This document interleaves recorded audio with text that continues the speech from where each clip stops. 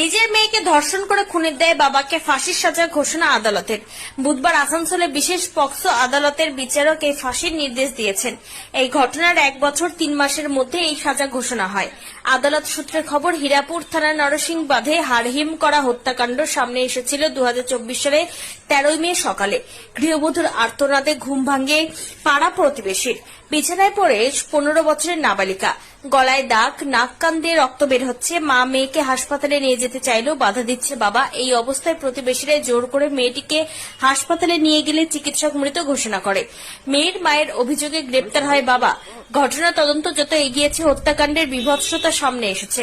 ময়নাতদন্তে জানা গিয়েছে, মেয়েটিকে খুন করার আগে ধর্ষণ করা হয়, তারপর দড়ি দিয়ে শ্বাসরোধ করে খুন করা হয়। পুলিশ একটি ডাস্টবিন থেকে খুনে ব্যবহৃত দড়িটি উদ্ধার করে।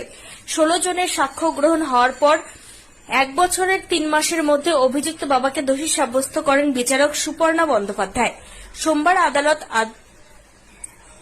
আসানসোল আদালতে তাকে দোষী সাব্যস্ত করা হয়। বুধবার ফাঁসির নির্দেশ দিয়েছেন বিচারক।